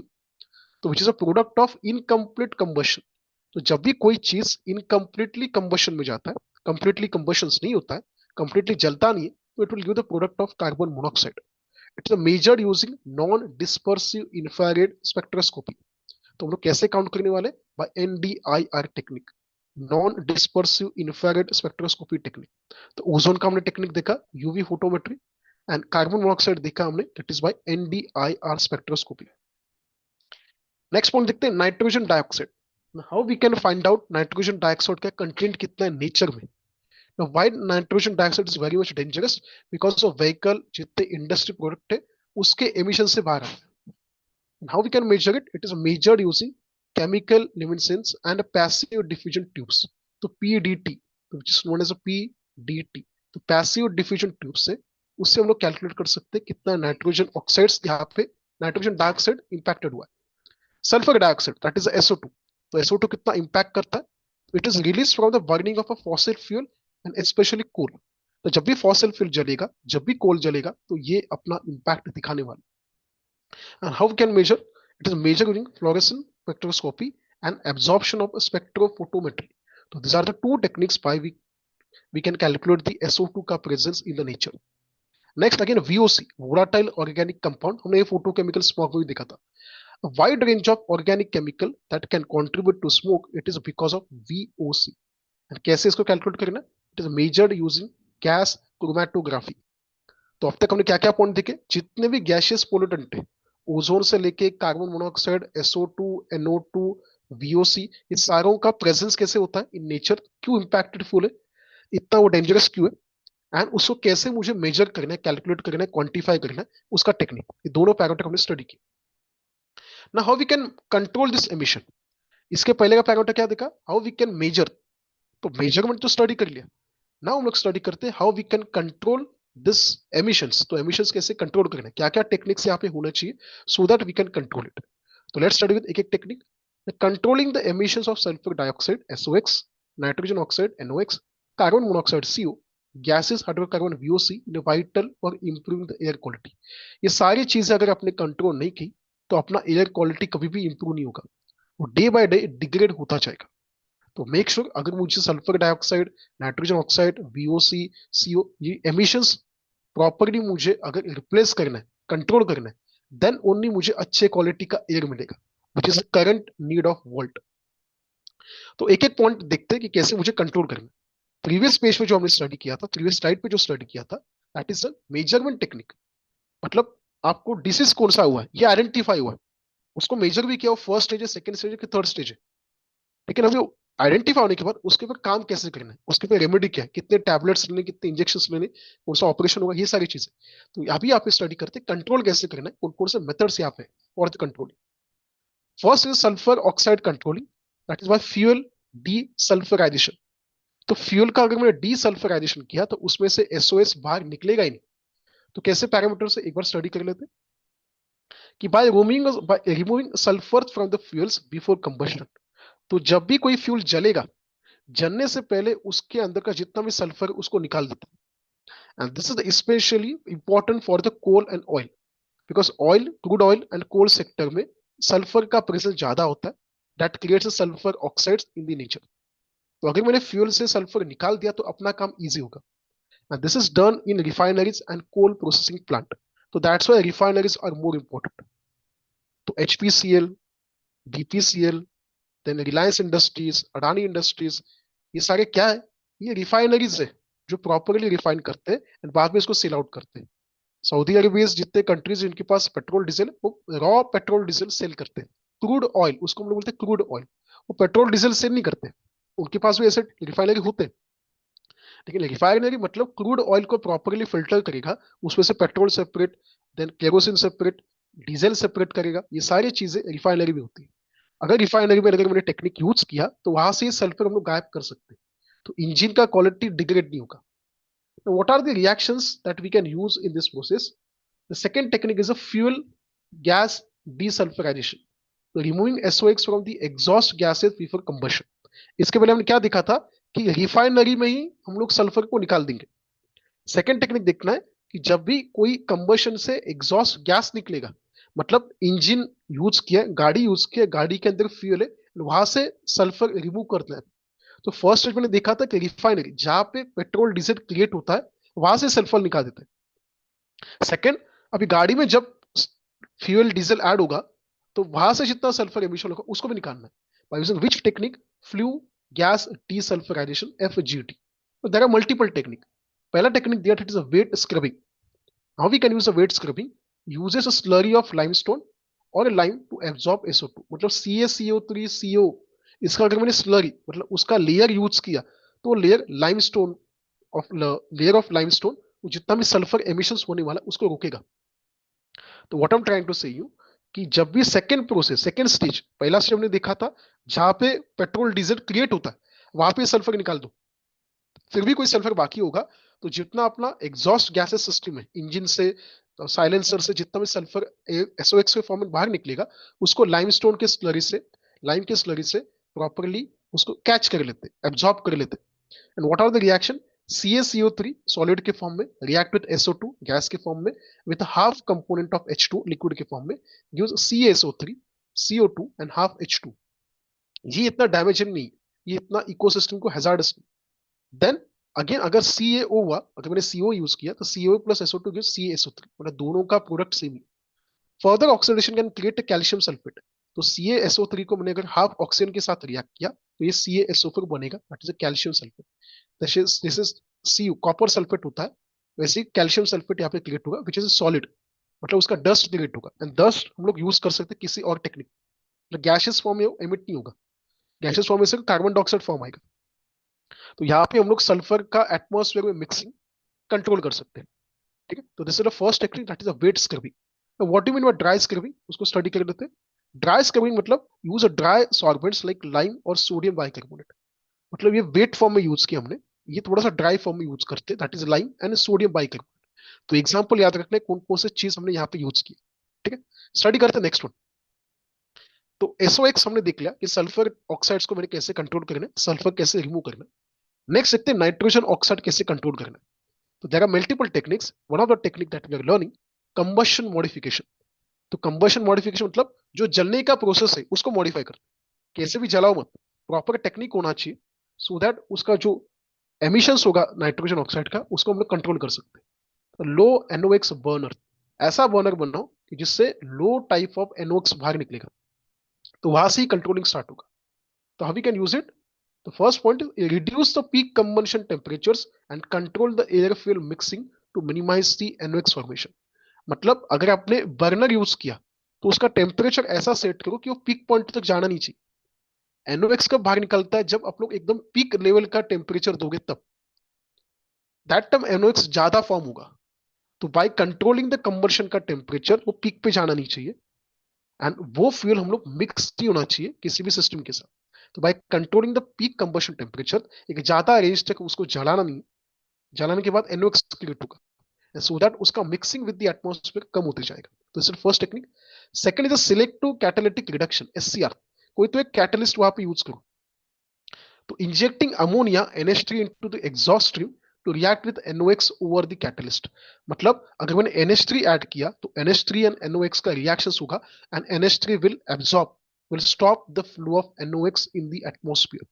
तो यहाँ पे मैंने मेडिएटर यूज किया, कैटलिस्ट यहाँ पे यूज किया, which will avoid the further transmission of NOx in the atmosphere system. These are the two technique. What are the reactions which is comes over here? तो अगर मैंने NOx देख लिया तो NO प्लस NH3 का 4 molecules oxygen के साथ जब रिएक्ट होगा तो 4 टाइम्स नाइट्रोजन गैस के फॉर्म में देगा, 6 टाइम पानी गैस के फॉर्म में देगा, we can say water vapour. और we can say 6 time NO2 react with 8 time NH3 you the 7 time N2 and 12 time H2। दोनों का प्रोडक्ट देखो सेम ही, nitrogen and the water in the gaseous form. तो we can control the nitrogen. Carbon dioxide भी बाहर निकला ना, कुछ प्रॉब्लम नहीं, कार्बन डाइऑक्साइड हम लोग कंट्रोल कर सकते हैं, एंड नेचर ने ही खुद से कार्बन डाइऑक्साइड क्रिएट किया। तो CO2 is see natural process, वो मैनमेड भी क्रिएशन होता है, लेकिन we can control CO2 easy way से। बाकी SO2 NO ये सारी चीजें नेचुरल वे से इतना इजीली कंट्रोल नहीं होता। Manmade interruption is required to control this all this emissions. Third technique is selective non catalytic reduction. तो SNCR पहले क्या था? सिलेक्टिव कैटालिटिक चीज, यहाँ पे अभी सिलेक्टिव नॉन कैटालिटिक रिडक्शन। तो क्या टेक्निक है, एक बार स्टडी कर लेते इसको। It is similar to selective catalytic reduction but without a catalyst requiring at a high temperature. बिना कैटलिस्ट का प्रॉपर टेम्परेचर सेट करके हम लोग इसको यूज कर सकते हैं। तो here we do not require any kind of catalyst, and this reactions are similar to SCR। तो this reaction is similar SCR, सिर्फ यहाँ पे कैटलिस्ट नहीं होगा, प्रॉपर हाई टेम्परेचर यूज करेंगे एंड ये प्रोसेस हम लोग कंप्लीट करेंगे। नेक्स्ट देखते हैं third one is carbon monoxide. तो अब तक हमने क्या देखा? SOX देखा एंड देन NOx देखा। लेट्स सी द CO कि how we can control carbon monoxide. एक is a complete combustion. Carbon monoxide create क्यों होता है? बिकॉज इनकम्प्लीट कंबशन होता है, मतलब CO का कन्वर्जन CO2 में हुआ ही नहीं, ये प्रॉब्लम है। CO2 क्रिएट हुआ ना तो प्रॉब्लम कुछ नहीं है, उसको हम लोग इजीली हैंडल कर सकते हैं बाय यूजिंग ट्रीज एंड बाकी सारे सिस्टम। लेकिन CO क्रिएट हुआ ना तो प्रॉब्लम है। तो CO क्यों क्रिएट हुआ? बिकॉज CO2 बनना चाहता था, लेकिन आपने कम अमाउंट ऑफ ऑक्सीजन दिया, कम अमाउंट ऑफ टेम्परेचर दिया, जल्दी जलाया नहीं, लॉन्ग टर्म तक जलाया नहीं, इसकी वजह से वो CO2 फॉर्म हुआ नहीं, CO बनते बनते अटक गया। तो complete combustion indicate that is कि यहाँ पे ensuring a sufficient oxygen supply during the combustion to convert CO to CO2। तो प्रॉपर ऑक्सीजन अगर दिया नहीं ना तो CO2 बनेगा ही नहीं, CO बनेगा। That CO is a dangerous than the CO2। मतलब इथेनॉल, जैसे हम लोग देखते हैं इथेनॉल अच्छा है लेकिन मिथेनॉल अच्छा नहीं। Methyl alcohol CH3OH is a dangerous, C2H5OH ये अच्छा है। सेम CO2 अच्छा है, वही पोल्यूटेंट ही है, लेकिन नेचुरल में बहुत सारी टेक्निक है, that's why we can use CO2 properly. Trees CO2 properly absorb कर लेते हैं, लेकिन इस कार्बन मोनोऑक्साइड इतना नहीं, तो it is too dangerous as compare to CO2। तो रिएक्शन कैसे होगा? CO will react with O2 and gives it 2 times CO2। Next on that we can use catalytic converters, जिसके हम लोग आगे स्टडी भी करने वाले। तो what is a catalytic converter? Now this is a base in the vehicles to oxidize CO to CO2 and this also works to reduce the hydrocarbon emission। तो ये मोस्टली हम लोग यूज करते इन अ व्हीकल सिस्टम जहाँ पे CO का conversion CO2 में easily हो जाएगा। These are the technique by which we can control the carbon monoxide का सिस्टम। नेक्स्ट स्टडी करते हैं how we can control the gaseous hydrocarbon. जितने भी गैसियस हाइड्रोकार्बन है उसको मुझे कंट्रोल करना है। ठीक है, स्टार्ट करते हैं।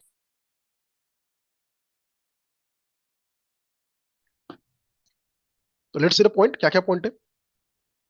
Bye using the thermal oxidation, तो thermal oxidation which is also known as incineration. तो अगर मैंने ये टेक्निक यूज किया तो क्या होने वाला है कि burning a VOC at a high temperature to convert them to CO2 and N2 H2। तो VOC को अगर मैंने प्रॉपर टेम्परेचर पे बर्न किया तो उसका कन्वर्जन किस में होगा, CO2 एंड H2 में प्रॉपरली कन्वर्ट होगा. This is very effective for many viewers. तो VOS इजीली बर्न किया एट हाई टेम्परेचर तो carbon dioxide and H2 easy way से मिलेगा. जनरल रिएक्शन दिखा तो कैसे होगा, VOC component with oxygen will give the CO2 plus H2. VOC is just classification of different components. VOC नाम का कोई भी यहाँ पे चीज नहीं, मल्टीपल गैसेस हाइड्रोकार्बन को मिला के हम लोग शॉर्ट में बोलते हैं VOC. ठीक है, तो VOC ऐसा कुछ वैलेडियम ऑक्सीजन कार्बन ऐसा कुछ बॉन्ड नहीं, VOC just a name. Second अगर देखा तो कैटालिटिक ऑक्सीडेशन तो कैसे होगा, it is similar to thermal oxidation but using a catalyst to the lower the required temperature. जब भी कैटलिस्ट यूज होगा ना, टेम्परेचर कितना नहीं चाहिए. मतलब अगर मैंने खुद से पढ़ाई की तो ज्यादा मेहनत करना पड़ेगा, लेकिन अगर मैंने टीचर यूज किया तो कम मेहनत करना पड़ेगा. तो कैटलिस्ट यूज किया ना तो टेम्परेचर कितना देना नहीं, अगर कैटलिस्ट यूज नहीं किया तो टेम्परेचर हाई आपको देना पड़ेगा. तो we can use a catalyst to lower the temperature and then हम लोग उसको स्टार्ट कर सकते हैं. मतलब रिएक्शन सेम ही होगा, सिर्फ कैटलिस्ट में हम लोग टेम्परेचर लो यूज कर सकते हैं. Next that is the technique of adsorption. तो using the material like activated carbon to adsorb VOC from the exhaust stream. तो जितना एग्जॉस्ट सिस्टम है वहां से VOC जब भी फ्लो होगा गैसेस फॉर्म में उसको हम लोग एब्जॉर्ब कर लेंगे. तो adsorption is a technique. Next absorption, it is using liquid solvent to absorb the VOC. तो यहाँ पे सॉलिड यूज किया है तो that is known as absorption, liquid use किया तो we can see absorption one. Next fuel control. तो जितना भी फ्यूल यहाँ पे यूज होगा उसको प्रॉपरली कंट्रोल करें, एक साथ सारी चीजें फ्लो नहीं होना चाहिए. तो कैसे टेक्निक यूज होगा, तो लेट्स सी. तो reducing the evaporation of fuel at a gas station and industry process. तो जितना फ्यूल यूज होगा ना उसको कंट्रोल करो, ज्यादा फ्यूल यहाँ पे यूज नहीं होना चाहिए, ये याद रखना है. नेक्स्ट स्टार्ट करते हैं. तो यहाँ पे भी हमने क्या स्टडी कर लिया, that is methods to control emission. मतलब हमने दो पॉइंट आज के लेक्चर में स्टडी किए. तो पहला पॉइंट हमने स्टडी किया था दैट इज मेजर कैसे करना है, एंड देन हमने देखा कंट्रोल कैसे करना है. तो दोनों टेक्निक हमने स्टडी की. Let's see the third technique, the last point of the today's chapter number 1, that is automotive emission control. ये सारी चीजें हमने देखी ना, ये मैन्युअल है, मतलब खुद से कुछ ना कुछ काम करना पड़ेगा. ऑटोमेटिव एमिशन कंट्रोल मतलब ऑटोमेटिकली सिस्टम काम करेगा. तो automotive emission control are methods and device used to reduce the harmful pollutant released by the vehicles into atmosphere. तो जितना भी पोल्यूटेंट है हार्मफुल होगा उसको मुझे रिड्यूस करना है, निग्लेक्ट करना है, कंट्रोल करना है सिस्टम से, एटमॉस्फेयर से. This controls are essential for minimizing the environmental impact of cars, trucks and for protecting human health. Catalytic converter with the reactions. तो human health, atmosphere system, environment, इसको मुझे protect करना है by using the manmade system जो भी industries vehicles use हुए उसकी वजह से. तो what are the pollutants of concern, कौन कौन से पॉल्यूटेंट्स यहाँ पे इंपैक्टेडफुल है. तो कुछ कंपोनेंट नए आने वाले, कुछ कंपोनेंट पुराने, देख लेते हैं.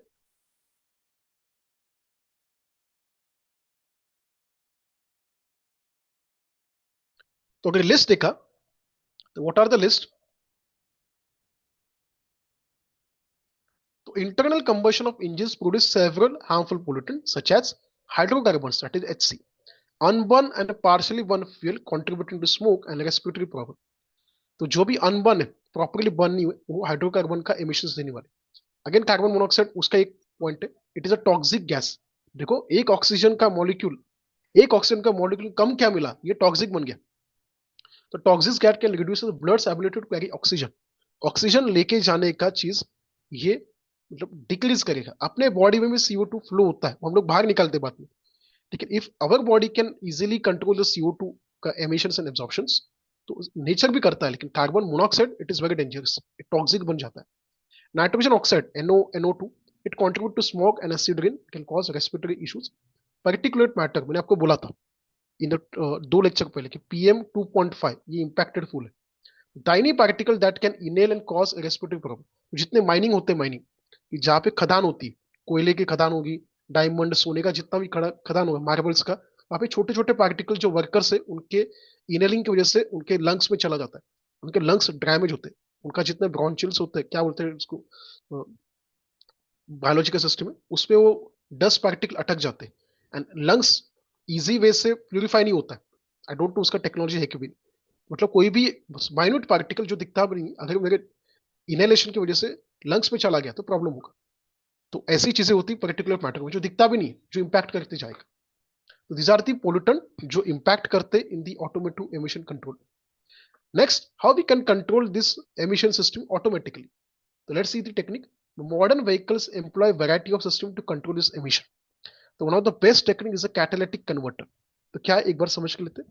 Catalytic converter is a crucial component in a vehicle's emission control system. ये one of the most important component है अगर मुझे automatically emission control करना है तो। It is like a chemical factory in your car exhaust system and working to transform harmful pollutant into less harmful. मतलब अपने car के अंदर ही एक ऐसा मशीन होगा इंजन के साथ कनेक्टेड, जो भी फ्यूल होगा जब ये बर्न होगा, बर्न होने के बाद जितना भी पोल्यूटेंट है उसको प्रॉपरली कम करेगा, कंट्रोल करेगा। तो उसी स्टेज पे कार के इंटरनल सिस्टम ही उसको मैनिपुलेट करेगा। Then reduces the harmful emission, जितने हार्मफुल एमिशन है उसको रिड्यूस करेगा।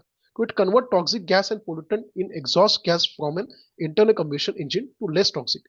तो जितना टॉक्सिसिटी है उसका रिडक्शन करेगा। सीओ ज्यादा टॉक्सिक है तो कन्वर्ट करेगा CO2, मतलब उसके पास सीओ है, वो एटमॉस्फेयर से ऑक्सीजन नहीं लेगा एंड CO2 में कन्वर्ट कर देगा। तो इंटरनली वो प्रॉब्लम सॉल्व करेगा अपना। यूज केमिकल रिएक्शंस, मतलब कैटलाइज यूज करेगा जो स्पीड अप करेगा redox reaction that achieve this transformation.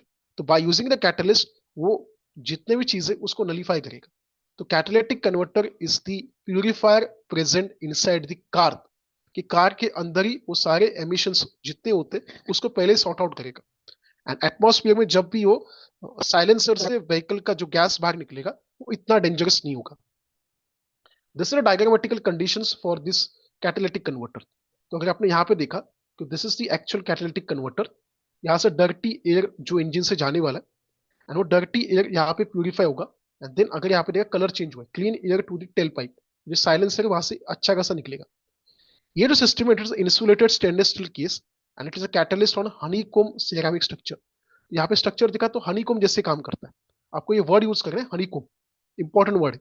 तो एग्जामिनर चेक कर रहे दिखेगा कि हनीकोम स्ट्रक्चर यहाँ पे बनाएंगे, बट यहाँ पे गंदा एयर है ब्लैक कलर में, ये प्यूरिफाई होगा एंड देन अपने को ब्लू अच्छा कलर में यहाँ पे एयर मिलेगा through the silencer. It's not a engine है, it's connected the engine.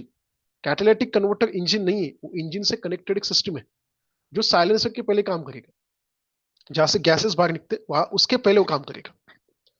Then इसका 3D स्ट्रक्चर देखा, दिस लुक 3D स्ट्रक्चर। मैंने अभी 2D दिखाया था, 3D यहाँ पे दिखा। तो यहाँ पे देखो ना CXHX हाइड्रोकार्बन दिया है, carbon monoxide, NOx, SOx, VOC, particular matter, ये सारी चीजें यहाँ पे आएगी। ये हनीकोम का स्ट्रक्चर है जो रिडक्शन ऑक्सीडेशन यहाँ पे करेगा, मतलब प्रॉपर रिडॉक्स रिएक्शन यहाँ पे करने वाला है। एंड रिडॉक्स रिएक्शन करने के बाद अपने को क्या मिलेगा, that is CO2 N2 H2 जो एटमॉस्फेयर इजीली एब्जॉर्ब करके सॉल्व कर सकता है, खुद के लेवल पे काम कर सकता है। तो एग्जाम में you can draw this 3D diagram also.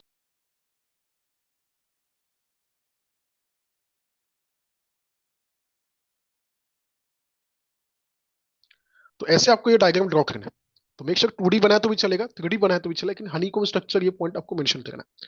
तो this diagram is very much important. Step by step सारी चीजें याद रखो, इंपॉर्टेंट कंसेप्ट यहाँ पे, मेक श्योर कि कुछ भी मिस्टेक यहाँ पे होना नहीं चाहिए। स्टार्ट करते हैं next one, types of catalytic converter. Catalytic converter के दो टाइप होते हैं। पहला था 2-वे कैटालिटिक कन्वर्टर, सेकंड था 3-वे कैटालिटिक कन्वर्टर। मतलब कितने लेयर्स होंगे, फिल्टर कितना होगा। It is use in older vehicle that is pre 1981 in the US structure. यहाँ पे अगर मैंने देखा तो it is a primary oxidize to carbon monoxide and hydrocarbons into the carbon dioxide and water. मतलब जितने भी ऑक्सीडाइज सिस्टम है, जितने भी कार्बन मोनोऑक्साइड है, हाइड्रोकार्बन से उसके अंदर वो ऐड करेगा ऑक्सीजन, तो क्या बनेगा CO2 प्लस H2। हाइड्रोकार्बन को H2O CO2 में कन्वर्ट करेगा, CO को कन्वर्ट करेगा CO2 H2O प्रॉपरली। तो दिस इज 2-वे, मतलब इतना इंपॉर्टेंस नहीं है यहाँ पे, अच्छे तरीके का फिल्टराइजेशन नहीं हुआ यहाँ पे। इसके लिए मैंने एक और सिस्टम ऐड किया, 3-वे कैटालिटिक कन्वर्टर। तो standard in the modern vehicle, this standard is use in modern vehicle. जितने अभी नए नए व्हीकल्स है उसमें 3-वे कैटालिटिक सिस्टम यूज होती है। It handles the 3 main pollutant. तो कौन कौन से 3 मेन पोल्यूटेंट को ये हैंडल करने वाले properly, that it reduces nitrogen oxide into the nitrogen and oxygen. मतलब NOx के ऊपर काम करेगा by converting into nitrogen gas and oxygen gas. Oxidize carbon dioxide into the CO2, carbon dioxide carbon monoxide convert करेगा CO2 के form में। And oxidize the hydrocarbon into carbon dioxide and H2। मतलब NOx, CO and hydrocarbon तीनों के ऊपर ये काम करने वाला है। तो that's why this is known as 3-वे कैटालिटिक कन्वर्टर। पहले वाले देखा ना, तो यहाँ पे सिर्फ CO एंड HC इसके ऊपर ही काम हुआ था, NOx के ऊपर नहीं। यहाँ पे NOx के ऊपर भी काम हो गया, तो NOx भी यहाँ पे उसने सॉल्व किया। नेक्स्ट देखते हैं, what is the structure of this automotive emission control. It is an insulated chamber containing honeycomb structure और ceramic beds coated with the catalyst material. तो जो हमने कैटालिटिक कन्वर्टर देखा था वो इंसुलेटेड चेंबर, इंसुलेशन किया प्रॉपरली विद हनीकॉम स्ट्रक्चर और ceramic bed coated. The catalyst material are typically precious metals like platinum, palladium, rhodium. तो ये बहुत इंपॉर्टेंट मेटल्स है, इजीली मिलते नहीं, बहुत महंगे भी होते हैं। तो प्लैटिनम, पैलेडियम एंड रोडियम इससे बनता है। द हनीकॉम स्ट्रक्चर और the beds increase the surface area of catalytic reactions to occur. तो हनीकॉम से क्या होता है कि ज्यादा से ज्यादा आपको टाइम मिलता है, एरिया मिलता है to nullify the system, area ज्यादा होता है। इसके लिए हनी भी है ना, हनीकॉम स्ट्रक्चर बनाते हैं।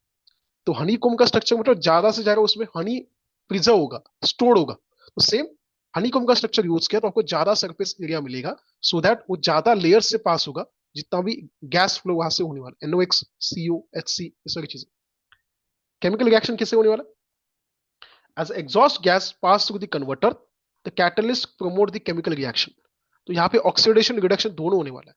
पहला होगा oxidation, that is carbon monoxide react with O2 use CO2, that is carbon monoxide to the carbon dioxide.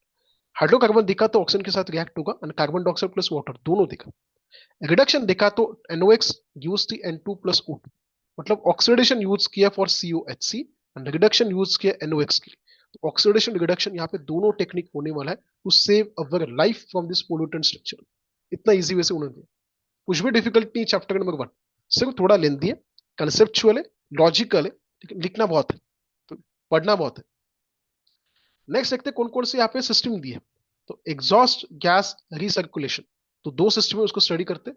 This system recirculate the portion of exhaust gas back into the engine intake the manifold and this lower combustion temperature reducing the formation of NOx। मतलब जितना भी gas बाहर निकला है उसको वापस engine के connected के पास लेके जाएगा, तो अगेन रीफिल्टर होगा properly and this lowers the combustion temperature. तो जो भी साइलेंसर से एकदम गर्म एक हाई टेम्परेचर गैस बाहर निकलता है उसका टेम्परेचर भी काउंट डाउन करेगा and reduce the formation of NOx। इससे NOx का फॉर्मेशन भी कम होगा। तो एग्जॉस्ट गैस रिसर्कुलेशन मतलब जो कन्वर्टर ने अपना काम कर लिया है उसके बाद भी जितना एयर बाहर निकलने वाला है उसका टेम्परेचर, उसका प्रेजेंस, ये सारी चीजें कम करते हैं। Second technique that we are using that is a positive crankcase ventilation. तो पहला दिखा था catalytic converter,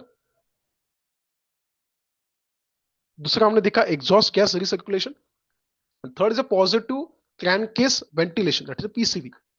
This system removes the blow by gases from the engine's crankcase and route them to the intake manifold, back to the intake manifold and to be burned in the combustion chamber.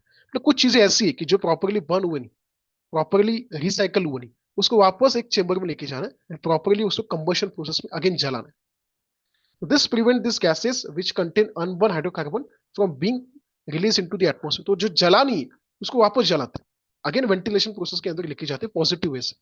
तो again this third technique that we are using in the automotive emission control. Next technique is evaporative emission control. This system prevents the fuel vapors from escaping in the atmosphere and it typically includes a charcoal canister that absorb fuel vapors from the fuel tank and carburetor। मतलब charcoal का यहाँ पे layer होगा, वो fuel के vapours को properly absorb करेगा, जो फ्यूल का टैंक है, कार्बोरेटर है वहां से। जिसको व्हीकल के बारे में ज्यादा पता है, they know about the system very well. This vapours are then drawn into the engine and burn, मतलब इंजन के पास जाने के पहले ही इसको फिल्टर करते हैं। अच्छा टेक्निक है, मतलब इंजन फ्यूल जलाएगा, उसके बाद कैटालिटिक कन्वर्टर काम करेगा, उसके बाद बाकी सिस्टम काम करेगी, उससे अच्छा है इंजन के पास फ्यूल जाने से पहले ही उसको फिल्टरलाइज करते हैं and this system will work. Next we have fuel injection. तो fuel injection क्या होता है? It is a modern fuel injection system precisely control the air fuel mixture, optimizing the combustion efficiency and reducing the emissions. मतलब ऐसा fuel inject करते जो पहले से क्लीनर है, जो एमिशंस कम करेगा, इफिशिएंसी ऑफ कंबशन बढ़ाएगा। तो अच्छे क्वालिटी का फ्यूल अपने गाड़ी में जाना चाहिए। आप लोग जब पेट्रोल फिलअप करोगे ना, तो पेट्रोल का भी क्वालिटी अलग होता है। पेट्रोल फिलअप करने के बाद छोटा सा एक लिक्विड उसके अंदर ऐड करते हैं जो एमिशंस अच्छा देगा, मतलब अच्छी तरीके से बर्न करेगा। तो इंजन का भी एक फ्यूल होता है, मतलब इंजन का भी एक क्या हम लोग बोलते हैं खाना होता है। Petrol diesel is not engine का खाना, तो सिर्फ उसको जलाता है। इंजन का जो बाकी सारी चीजें होती है, ऑयल सिस्टम उसका, तो ये चीजें अलग होती है। जैसे फ्यूल इंजेक्शन, अच्छे क्वालिटी का फ्यूल वहां पे इंजेक्ट होना चाहिए। तो दीज आर द सिस्टम। तो हमने यहाँ पे देखा what are the types of automotive emission control, catalytic converter, बाकी सारी चीजें। Now the next technique is measurement of emissions. तो कैसे हम लोग मेजर कर सकते हैं in the automotive emission control में? एग्जॉस्ट गैस एनालिसिस, जो बाहर गैस जाने वाला है उसको प्रॉपर्ली एनालाइज करते हैं। This involves collecting a sample of exhaust gases, analysing it to determine the concentration of various pollutant. तो जो भी गाड़ीज है, वो गाड़ी का जो साइलेंसर है उससे जितना भी गैस बाहर आ रहा है उसको प्रॉपर्ली एनालाइज करते, कलेक्ट करते, लैब में उसका सैंपल चेक करते। Onboard diagnostic. The modern vehicle have OBD system that monitor the performance of emission control component and alert the driver if there is a problem. मतलब car के सामने जो उसका मॉनिटर होता है उसके ऊपर ही दिखाता है कि आज आपके फ्यूल टैंक पे कितना फ्यूल है, उसके साथ उसका कंबशन कितना है, कितना CO2 बाहर जाने वाला है, कितना NOx के बाहर जाने वाला है, कितना HC बाहर जाने वाला है, कितना CO बाहर जाने वाला है, ये सारी चीज है।